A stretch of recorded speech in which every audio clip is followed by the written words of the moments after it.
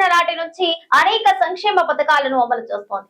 పథకాల అమల్లో అర్హులకు న్యాయం జరిగేలా చర్యలు తీసుకుంటోంది. ముఖ్యంగా పేద వర్గాల ప్రజలను, మహిళలను ఆర్థికంగా బలోపేతం చేసే ప్రభుత్వం పథకాలను అమలు చేస్తోంది. అయితే పథకాల అమలు విషయంలో ప్రభుత్వం కీలక నిర్ణయం తీసుకుంది. ఈ మేరకు సీఎం రేవంత్ రెడ్డి అధికారులకు స్పష్టమైన ఆదేశాలు జారీ చేశారు. తెలంగాణలో సీఎం రేవంత్ రెడ్డి ఆధ్వర్యంలోని కాంగ్రెస్ పార్టీ అధికారంలోకి వచ్చిన నాటి నుంచి అనేక సంక్షేమ పథకాలను అమలు చేస్తోంది. పథకాల అమల్లో అర్హులకు న్యాయం జరిగేలా చర్యలు తీసుకుంటోంది.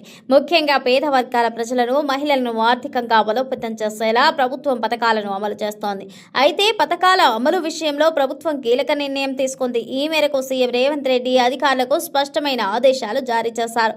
సచివాలయంలో మంగళవారం జరిగిన కలెక్టర్ల సదస్సులో ముఖ్యమంత్రి రేవంత్ రెడ్డి పలు అంశాలపై దిశానిర్దేశం చేశారు. ఈ నెల 6 నుంచి జూన్ 12వ తేదీ వరకు ప్రజాపాలన ప్రగతి ప్రణాళిక కార్యక్రమం నిర్వహించాలని, 99 రోజుల కార్యాచరణ ప్రణాళికను 5 దశల్లో అమలు చేయాలంటూ ఆదేశించారు. అదే సమయంలో నిజమైన అర్హులందరికీ సంక్షేమ పథకాలు అందేలా చర్యలు తీసుకోవాలని, సంక్షేమ పథకాల నుంచి అర్హులను తొలగించాలని, ఆ మేరకు చర్యలు తీసుకోవాలంటూ కలెక్టర్లకు సీఎం రేవంత్ రెడ్డి ఆదేశించారు. అనర్హులకు పథకాలు చేరకుండా, ఒక్కరికే 2 సార్లు లబ్ధి చేకూరకుండా ఇకపై ఫేస్ రికగ్నిషన్ ద్వారా లబ్ధిదారుల ఎంపిక జరగాలని సీఎం రేవంత్ రెడ్డి ఆదేశించారు. ప్రతి పథకానికి ఫేస్ రికగ్నిషన్ వర్తింపజేయాలని స్పష్టం చేశారు.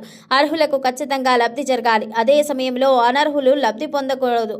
ఆసరా పింఛన్లలో ముఖ గుర్తింపు పట్టడంతో 3 లక్షల మంది అనర్హులకు తొలగించామని కలెక్టర్ల కాన్ఫరెన్స్లో సీఎం రేవంత్ రెడ్డి పేర్కొన్నారు. రేషన్ కార్డుల పంపిణీ, సన్నబియ్యం, ఇందిరమ్మ ఇల్లు, 200 యూనిట్ల లోపు ఉచిత విద్యుత్ వంటి పథకాలను అమల్లోకి విస్తృతంగా తీసుకెళ్లాలని సీఎం రేవంత్ రెడ్డి సూచించారు.